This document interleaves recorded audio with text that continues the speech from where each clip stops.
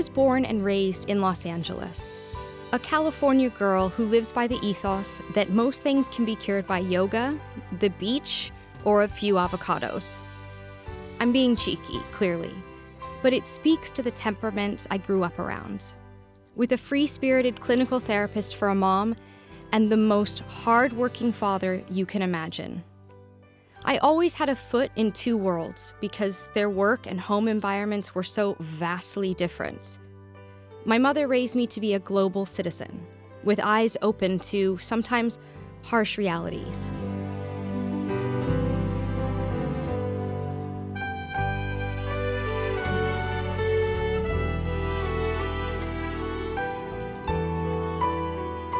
One of the problems with writing a modern-day novel is that history is moving so quickly that you can't keep up with it.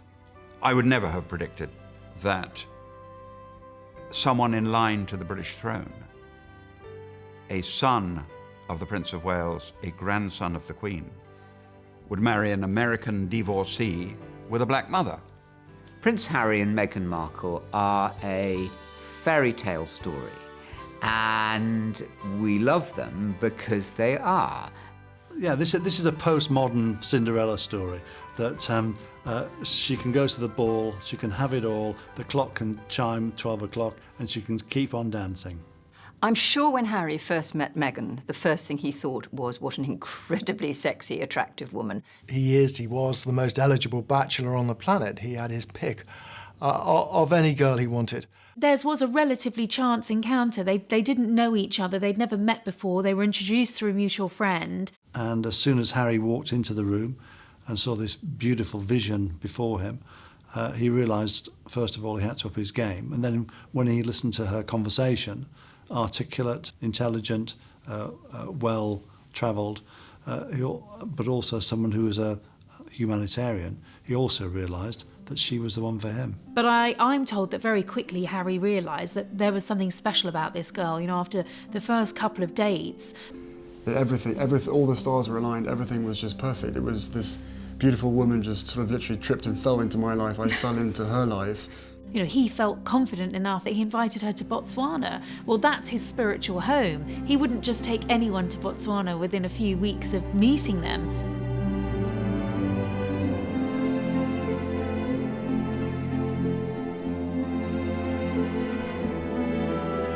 And they spent a week together sharing a tent under the stars, and I think this must have been the point where they really decided whether things were going to work out between them.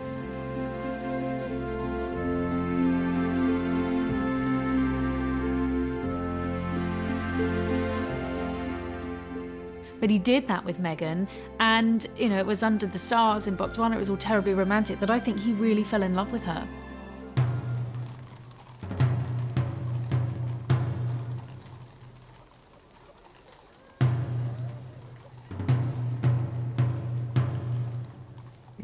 For many of us, our vision of Harry is sort of frozen on that picture of him walking behind his mother's gun carriage at her funeral, and then suddenly, the next thing we know, Harry's getting into trouble. He had a difficult teenage period. He drank too much, he partied too much. I think he was, I think you could say a lot of that was self-medication. He was the one who was falling out of nightclubs, picking fights with paparazzi photographers. He was the one who was taking his swimming trunks off in a Las Vegas suite in the most ridiculous behaviour. But those actual incidents were few and far between, and one needs really to cut him a little slack, it seems to me. Well, Harry certainly has got through his adolescence very well. There might have been some dressing up as Nazis and things like that, which went down well with the press. But he seems to have kept to his idea. We know that he has broken the rules. People like that about him. I think it makes him more relatable. He has changed and progressed from a wayward young royal to an incredibly impressive young man. I think the making of Prince Harry was without a doubt serving in the army for 10 years.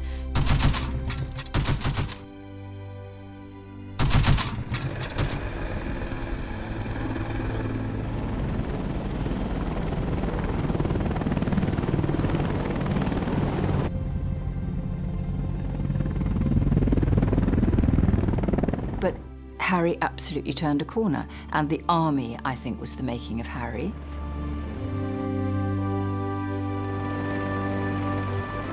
The guys who are doing the same job as us are being shot at on the ground, and I don't think there's anything wrong with us being shot at as well. And yeah, people back home will have issues with that, but we're not special. The guys out there are, simple as that. Mixing with other servicemen is always an education. They come from all sorts of different backgrounds. They certainly did in Afghanistan. And it wasn't, the old stiff upper lip.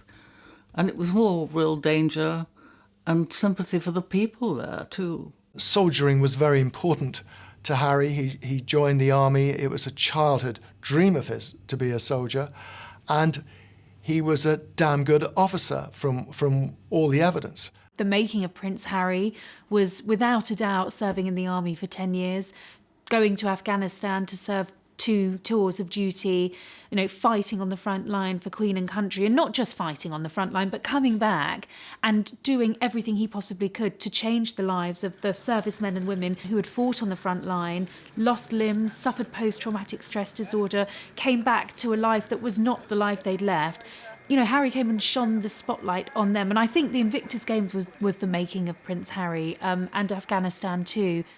But I wanted to bring this inspirational event to a broader and more international audience, to increase the opportunity for others to participate, and to inspire many more who have suffered life-changing injuries, either by taking part in the Games or simply by watching it at home. So from insecure little boy who looked as though it all might go wrong, I think it's come spectacularly right. The army will always be an important part of his life because of his interest in veterans' affairs. But it is probably, until he met Meghan, the most significant development in his life so far. You feel like his journey is complete. You feel now that as he marries Meghan Markle, that sort of final piece of his jigsaw has fitted into place.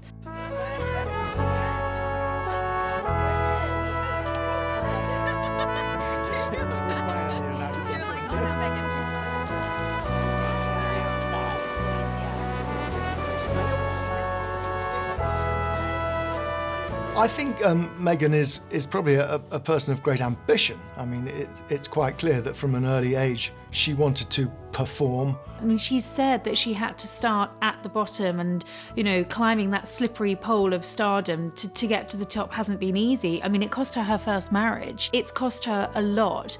I think she was hardwired from birth to give back, to be an activist, to put herself out there. At the same time, she was encouraged by her mother always to look after herself. But the way she went about turning herself into, if not quite a Hollywood A-lister, but into a very successful working actress.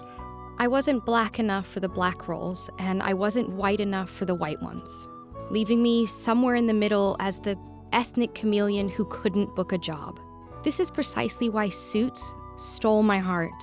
It's the Goldilocks of my acting career, where finally I was just right. It wasn't as if she just walked straight into that role in Suits. And of course, playing Rachel Zane was the role that shot her to become, famous, to becoming a household name. I think you can maybe look to her upbringing. It strikes me that her mother is a fantastic influence on her. We know she's been a social worker, she's a yoga teacher. She obviously cares a lot about society, and we know that from a young age she was exposing Meghan to things like slums in Jamaica they visited on holiday. She was raised in a very nice leafy suburb in Los Angeles, and she went to a good prep school. And actually the reason that her father was able to afford to send her to that school was because he won the lottery. He won $750,000. She was taught by her father the virtues of hard work. He would work 80, 90 hours a week as a lighting director. So this combination, and also the fact that she always felt something of an outsider, because she never really at school joined in with, say, the African American group or the white girls, and people were kind of shocked when they saw her mother, who's African American. They thought she was Italian.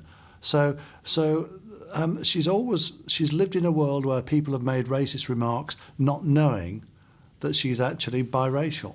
And I think growing up, her mother, Doria, was very determined, I think, that Meghan grew up aware that she grew up in quite a privileged background, but there were others that were less lucky than she was. So she's had to learn from quite an early age not only to be diplomatic with her parents, who split up when she was just 2, but be diplomatic with the outside world. She's learned to bend, she's learned to be fluid, she's learned to see the other point of view.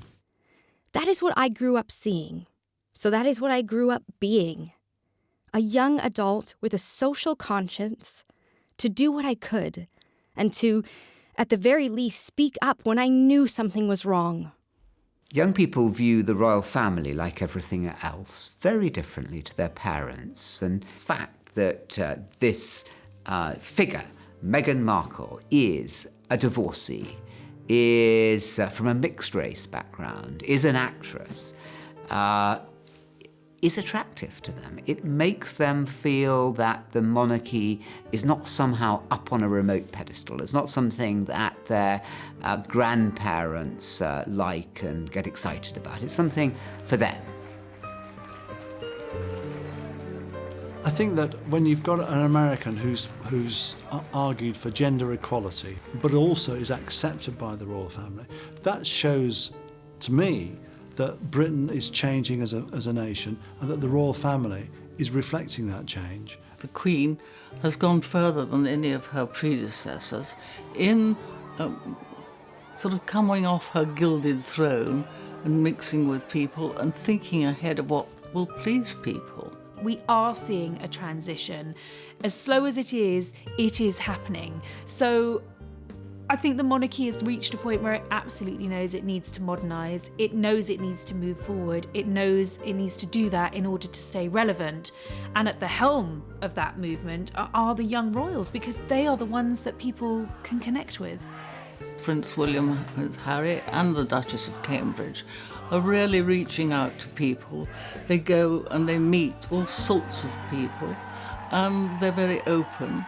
And I think that that's the future of the monarchy, really.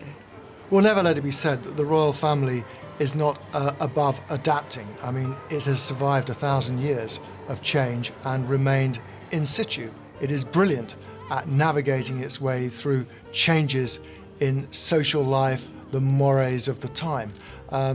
They've done it many, many times. They reinvent themselves every few generations. It's a remarkable journey that the royal family has been on, and it shows great resilience and adaptability, and I think relevance. The monarchy must be relevant to the people. If the people do not feel that the monarchy is relevant, we will no longer have a monarchy. The great thing that I feel about this marriage between Meghan and Harry is that Meghan she's representative of a great many people in our society today. When you look back to the 1970s and early 1980s, the royal family was a do-not-touch, white-gloved, big handbags monarchy. What a transformation in the last few years. When I was a child, you were taught that the secret of the royal family was their distance. And once they broke that, the game would be up.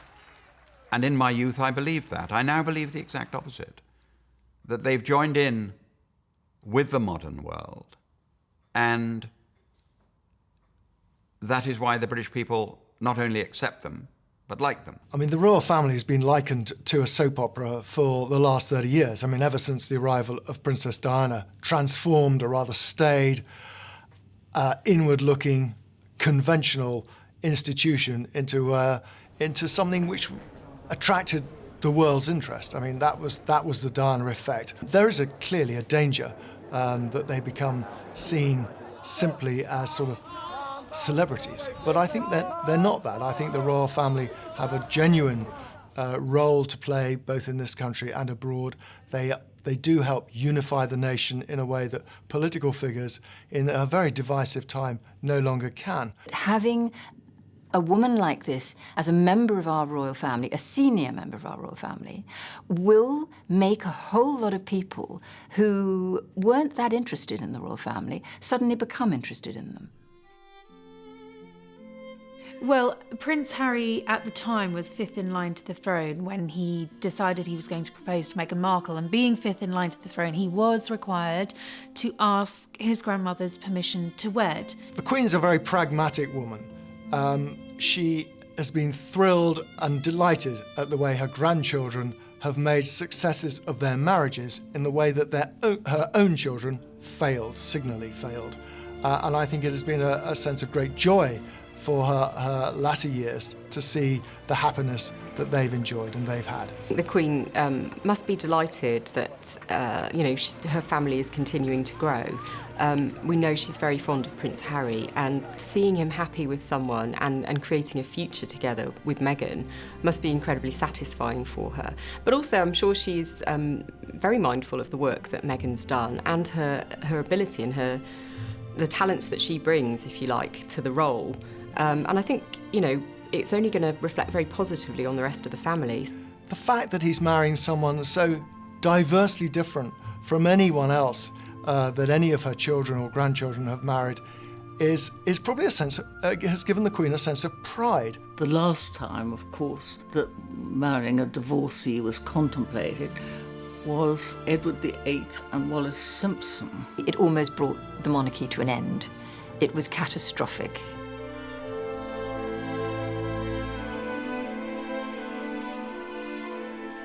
Compare it to Edward VIII, the king who abdicated his throne so that he could marry a 2 times divorced woman, Wallis Simpson, another American, and you can see the huge transition, the transformation in the monarchy, mainly in this Queen's reign. Times have changed so dramatically. When the Queen came to the throne, divorcees were not welcome at court. Now 3 of her 4 children are divorced. Her heir, Prince Charles, is a divorcee who is married to a divorcee. A lot was made of the fact that Meghan was dual heritage. I don't think that was an issue for the Queen. And that she was an American actress. Well, if anything was going to raise eyebrows, I think it was probably that, because Meghan had clearly had quite a colourful life up until this point. She'd had 10 years in show business, but there didn't appear to be any skeletons in her closet. I think Diana would have been thrilled by Meghan. I think she would have loved her glamour. She would have liked the work she's been doing on the charitable front. But most of all, she'd have adored the fact that she makes her younger son so very, very happy. She would have seen in Meghan something of herself in the fact that she's lived to give back, that she has a sense of the wider world and helping people who have got fewer advantages than herself. So she would have been thrilled too to see that Harry is no longer wild Harry, but mature Harry. It's impossible to avoid a comparison with the late Princess Diana. Meghan obviously has this incredible natural rapport with especially children and people. She's very at ease with them. Obviously she looks very glamorous and beautiful, but again, like Princess Diana before her, she has chosen to champion causes which might traditionally raise eyebrows, I suppose. And she doesn't seem frightened to get in and get stuck into the things that she cares about.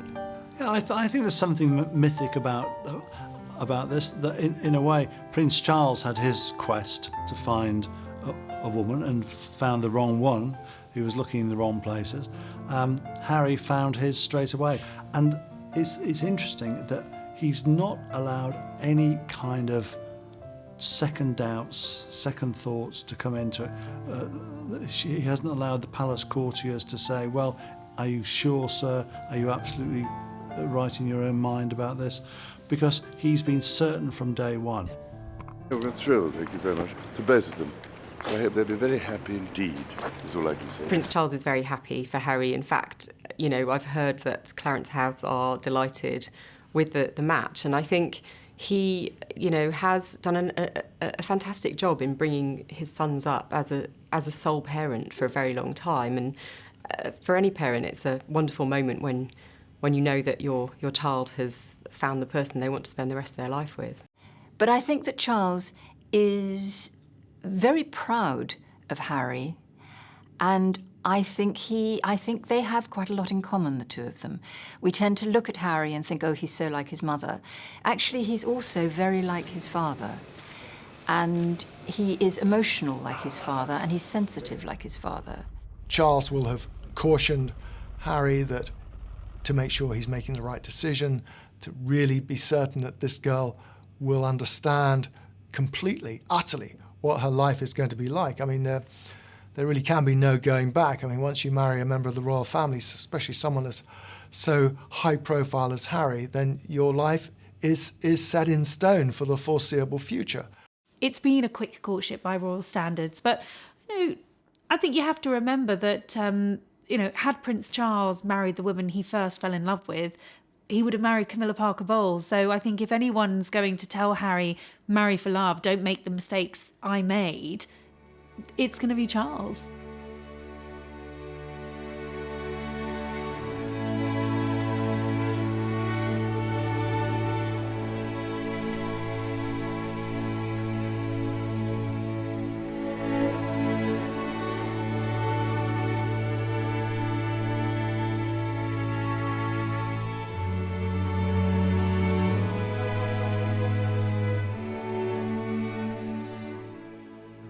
I'd never even heard about her until this friend said Meghan Markle. I was like, right, okay, give me a bit of background. What's going on here? So no, I'd never watched Suits. I'd never heard of Meghan before, and I was beautifully surprised when I walked into that room and saw her, and there she was sitting there. I was like, okay, well, I really have to up my game.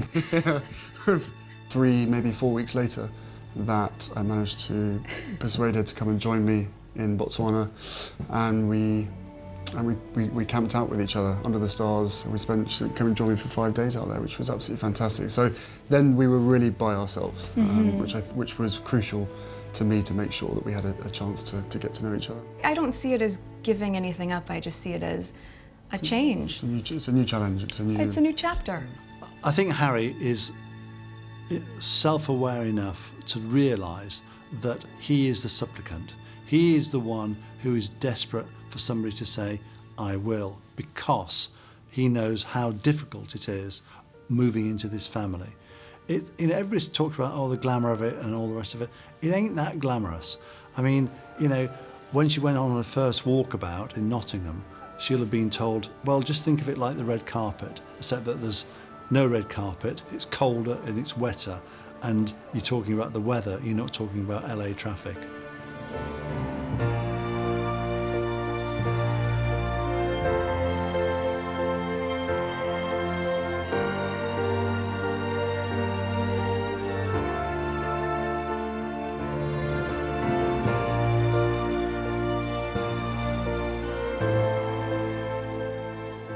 Make no mistake about it, Meghan's going to find it tough. Every new arrival into the royal family has found it tough. Obviously, most notably Diana, but also Fergie, Sophie Rhys-Jones. None of them found it particularly easy for all kinds of different reasons. She's given up her home. She's given up her career.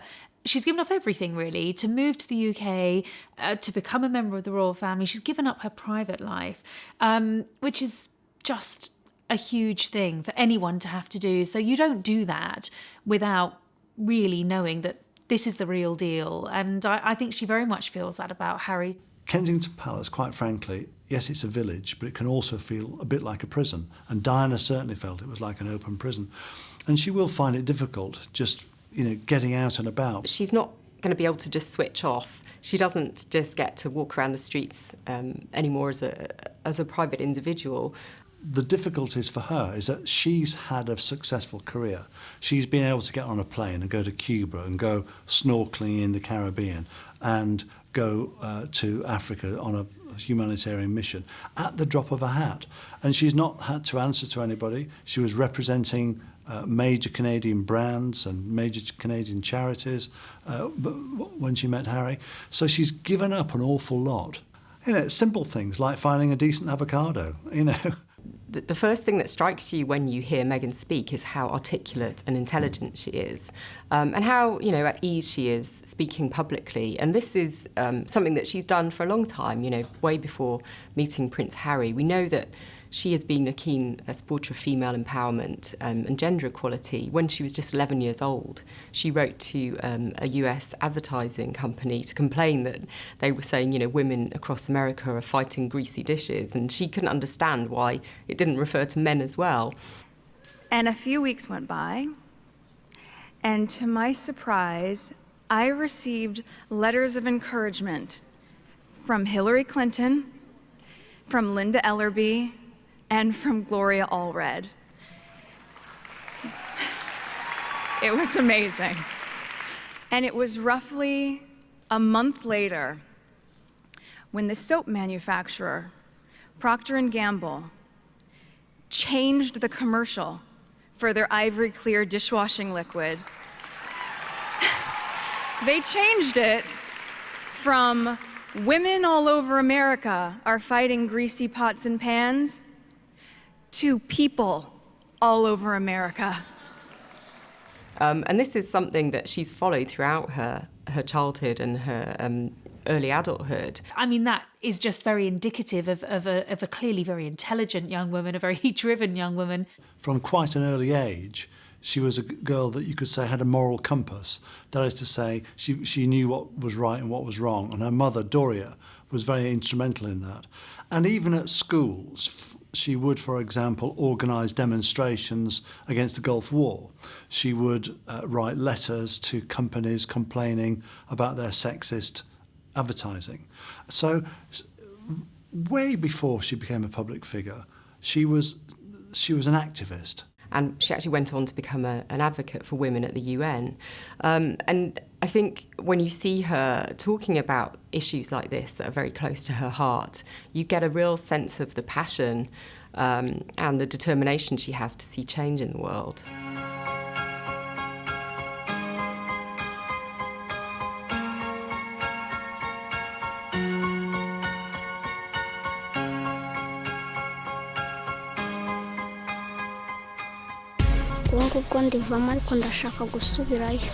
I used to go to school. My desire is to go back, but right now I dropped out. Fetching water from a far distance, she gets to school late, and the other thing, getting sick regularly because of the water infections. I'm so sorry. Yeah. This is the water that she's going through all this work to get. It's keeping her out of school and making her sick as well. So it's time to build some wells and make things a lot better than what we're seeing here.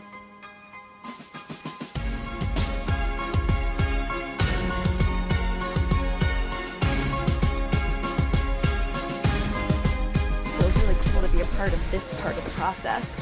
It's really hands-on and being part of this clean water being here for everyone. It feels really nice. There are 12 different water points in this community now. This one was just built last year. It gives water to 136 different households. The ease in which they're able to get water for health and wellness. These girls are able to stay in school because they aren't walking hours a day to go and get water. And this clean water source has changed the entire community. So it's really cool to see. I think it's very interesting that Meghan has chosen some quite challenging subjects to champion. She's particularly homed in on sanitation and kind of things that, don't arise for your average Hollywood actress, and indeed for a member of the royal family. So we've got her going out with World Vision to Rwanda and looking at the problem of lack of sanitation and how it impacts on young children who, forced to walk for miles and miles. I think when it comes to charity, Prince Harry knows all about it. It started when he was a babe in arms, when he watched his mother do those remarkable things that she did as a young woman before her death. And he found in Meghan someone, I think, remarkably like Diana. Well, I do know that one of the things that bonded Meghan and Harry during those early dates was her genuine passion for philanthropy and humanitarian causes. Meghan has spent a lot of her teenage and adult years fighting for women's rights and for women all over the world. She's very committed to empowering women and young girls around the globe. Luama Stefanos is from Eritrea, and just 4 years ago, she literally ran to get her freedom with bullets flying towards her. She was a slave. She is now working on a grassroots organization to try to free people who are still slaves in Eritrea. I mean, I think this is one of those moments in life where you have that are so inspiring. She's incredibly brave and strong. She has spoken at the United Nations against the leaders in her country who are still enslaving people. So it's funny, I feel very emotional about it because it's just so humbling, and she's just so incredible. So this is Luama Stefanos. She wrote a really articulate piece in Time magazine, and in doing so, I think she's made most of us aware of something that we wouldn't otherwise be aware of, and that's what Harry loves about her.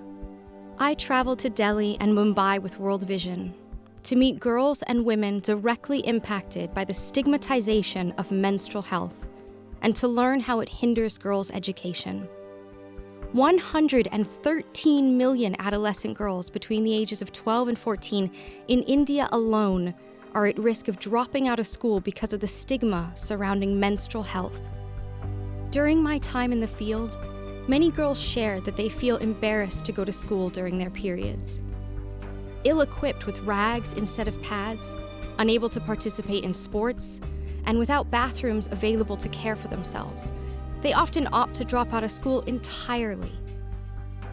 Furthermore, with minimal dialogue about menstrual health hygiene, either at school or home, due to the taboo nature of the subject, many girls believe their bodies are purging evil spirits, or that they are injured once a month. This is a shame-filled reality they quietly endure. All of these factors perpetuate the cycle of poverty and stunt a young girl's dream for a more prolific future. Her work in India, promoting the need for better sanitation for women is really quite a brave move. She has highlighted the fact that young girls in India quite often drop out of school. I think it's nearly a quarter. The struggle of young women who can't get educated because they don't have access to the right sanitary products when they're menstruating. I mean, tough, gritty issues that she's taken on.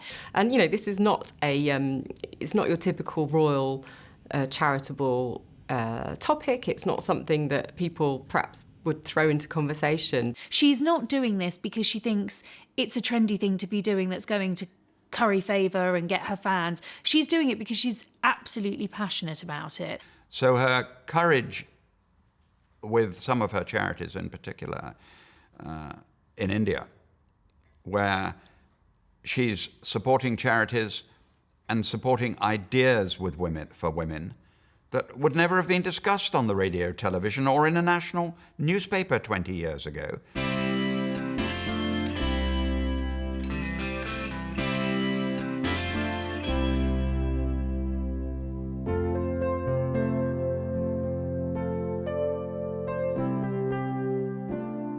Harry, when he was 18 years old, on his gap year, spent some months in Lesotho, which is the landlocked, beautiful landlocked kingdom in the middle of South Africa, which has been utterly devastated by AIDS. He founded a charity called Sentabale.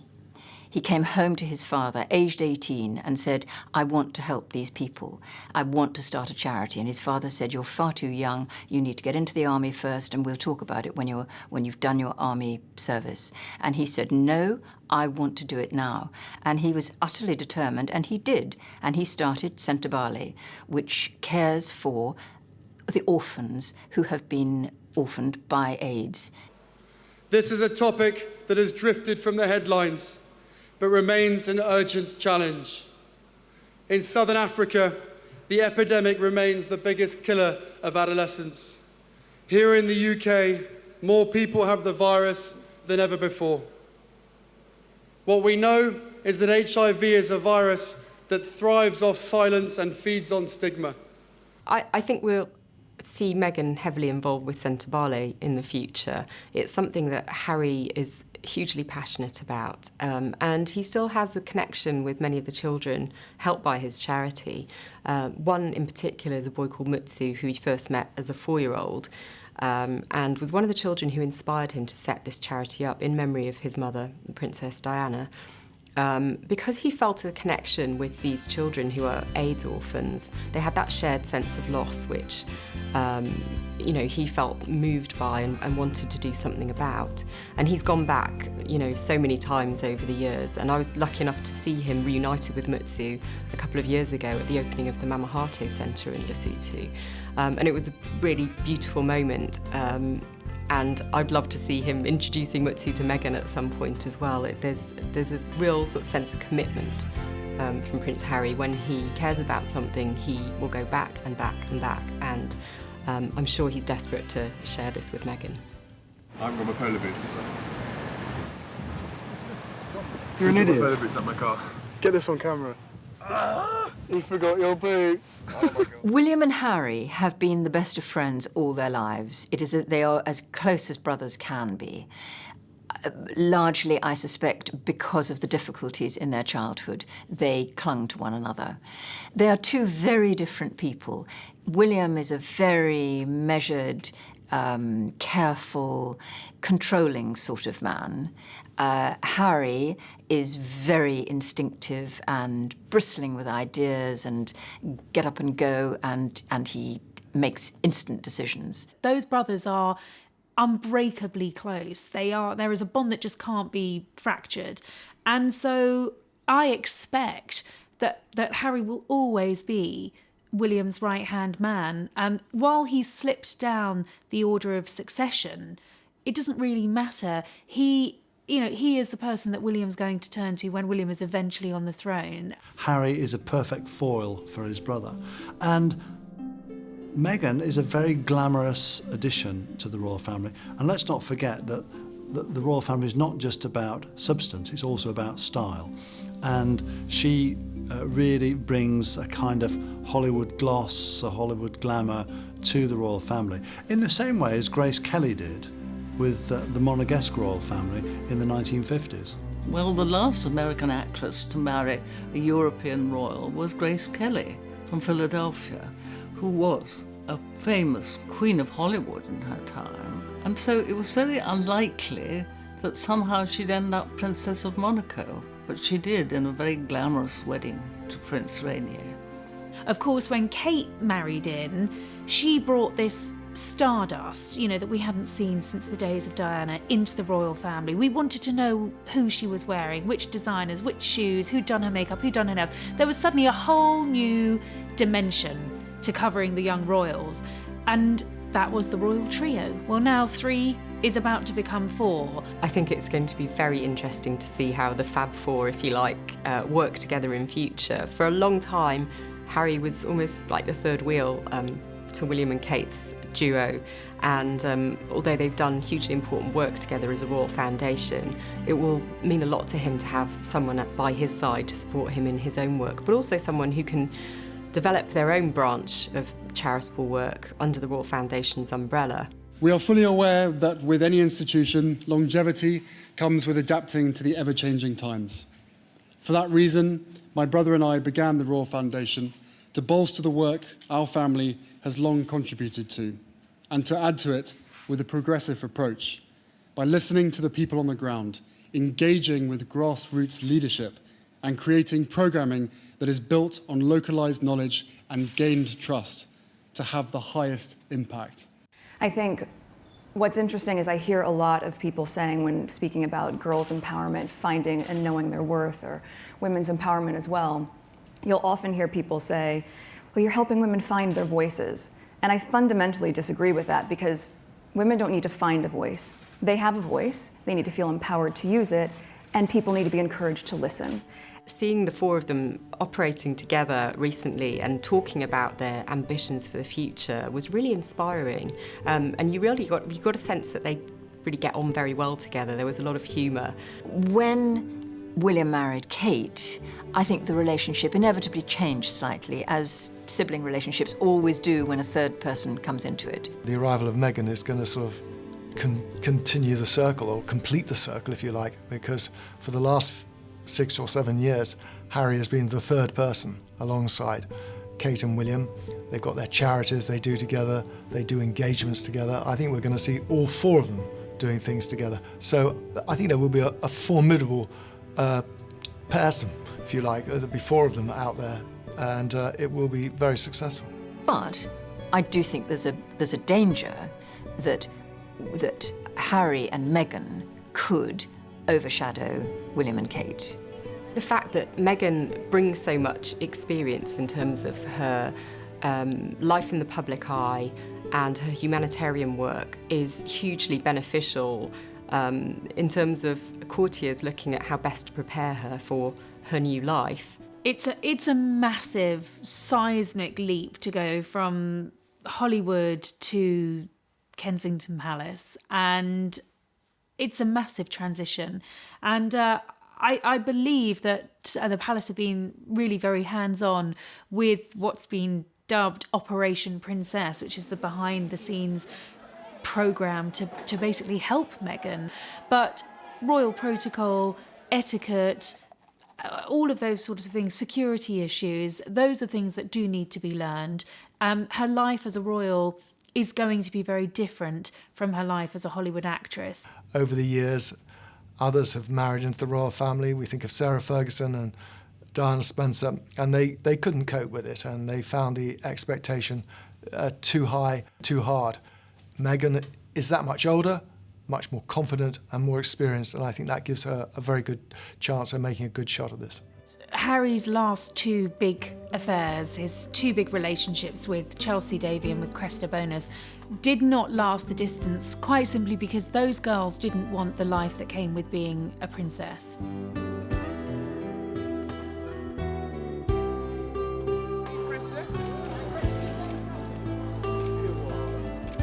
But I do think that what really scared both of them off was the attentions of the press. I think they were 2 very private girls who hated suddenly having their lives and their friends and their families trampled over by the media. They, perhaps struggled with the spotlight, with the media attention, and perhaps also with the role that they would take on were their relationship to continue with the prince. Meghan has had a head start being an actress, without a doubt. She's used to the cameras. She's very media savvy. She knows how this world works. But Harry did shoot a warning shot over the bows of the media very early on. 6 months after they had been seeing one another, the news got out and nasty stories started appearing. As soon as there was any kind of racist remarks in the media, he was straight onto it. And Harry, at that point, issued a statement, which is completely unprecedented. And he just said, back off. I tried to warn you as much as possible, but I think both of us were totally surprised by the reaction after the first 5-6 months of when we had to ourselves of what actually happened from then. So I think you can have as many conversations as you want and try and prepare as much as possible, but we were totally unprepared for what happened after that. Harry has taken time to find the woman he wants to share the rest of his life with. He's had other girlfriends, of course, other romances, which might have gone the distance, but for various reasons they haven't worked out. And I think with Meghan Markle, he has found someone in whom he can have a long and happy and fulfilling relationship. And I think in Meghan, he's found someone who possibly he can unburden to, but whoever it is, whatever it is she has, she can reach inside him, she can help him, she can understand him. And I think all those things are incredibly positive. Of course, in Prince Harry, she has the greatest mentor she could ask for, someone who has grown up in front of the world's lens and knows the falls, the pitfalls, the advantages and everything that comes with being a royal and is in, well, the best position, really, to teach Meghan the ropes. So in finding Meghan, really, as Harry said himself, the stars were aligned. He not only found this beautiful, intelligent woman, he talked about having to up his conversational game when he first met her, but he's also found someone that, in his own words, is so good at the job itself, because she's done it before. She's used to being in front of the cameras, dealing with the public albeit not to the extent that she now is. But she has had this humanitarian interest already. She's got life experience. She's been out there and done something and been incredibly successful. So, you know, I think she brings a great deal with her. The world is now more connected than ever, thanks to the internet and social media. It is part of our everyday lives and has fundamentally changed the way that we communicate. As a result, the young leaders of today have the greatest opportunity of any in our history to reach out across the Commonwealth and affect change on a global scale. Meghan and Harry are going to be the foreign arm of the royal family. They'll be working more in the Commonwealth. After all, Prince Harry's always called Africa his second home. So I'm sure that over the next 10, 15 years, you will see them living outside Britain rather more than William and Kate, who will be the domestic arm of the royal family.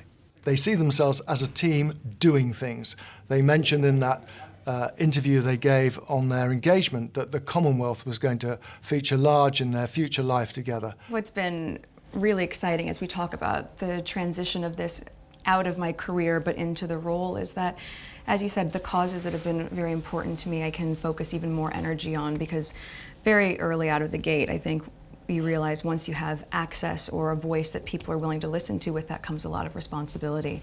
And also being able to go around to the Commonwealth, I think it's just the beginning of a... There's a lot to do. There's a lot to do. They clearly think they can do something. They can make a difference, as they say. I think Harry has proved in his own work with veterans charities and mental health, together with Meghan, they could be quite a formidable team. They are reflecting popular concerns, but they're powerfully shaping it too. And they're using the immense authority of the monarchy, which in many ways is more powerful than the power enjoyed by political leaders. He's worked on Commonwealth projects in the UK and overseas, such as the Commonwealth Young Leaders and the Queen's Commonwealth Canopy project. And I think I'd love to see the two of them taking on sort of ambassadorial roles, if you like, and going around the world and really working their magic. People on the street know. And what they know with Harry and Meghan is they seem to be two thoroughly nice people, in love, and actually want to give service. And that's been the great strength of the royal family. And they clearly want to do their charity work, want to make a difference. I think having Meghan as someone from a mixed-race background is a huge asset to the royal family. It makes them more representative of the UK, but also the Commonwealth and the wider world at a time when perhaps politically Britain is in danger of isolating itself a little. And I think it sends a really important message, and of course it can only be a huge bonus for UK-US relationships.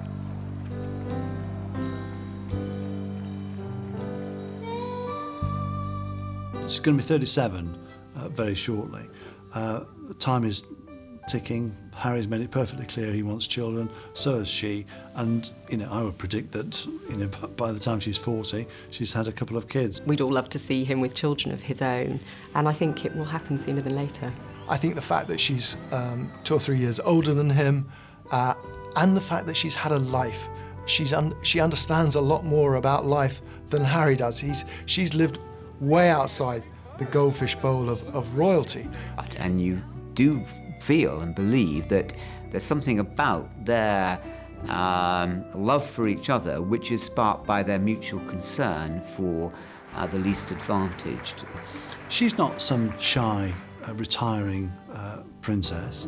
She's articulate, she knows her own mind, and I think she'll bring a lot of refreshing change and continuity to the royal family. But what I do think that Harry's marriage to Meghan will do is bring a whole lot of people who have not necessarily felt the monarchy was so relevant for them. It will bring them into the fold. But she's a strong woman, and I'm sure she'll find her way. They really seem to bounce off each other and have fun together, but they recognise their power as a couple, is going to amplify things in a way that even as individuals with great star power, they couldn't. And finally, they are blissfully, honestly, head over heels in love. I mean, you can't fake that sort of chemistry. They're clearly besotted with each other. You know, when you watch them on engagements, they can't keep their hands off each other. With Meghan Markle, it seems he's picked an equal, someone who can stand shoulder to shoulder with him. They've caught the time, and they've caught it appropriately for them. That, I think, is a bit of luck. We got lucky with Prince Harry and Meghan. We got lucky, and we should take advantage of it. Are they ahead of the public? No, they're with the public. I mean, quite frankly, a Hollywood scriptwriter couldn't have made this script any better. With fame comes opportunity, but it also includes responsibility. To advocate and share, to focus less on glass slippers and more on pushing through glass ceilings. And, if I'm lucky enough, to inspire.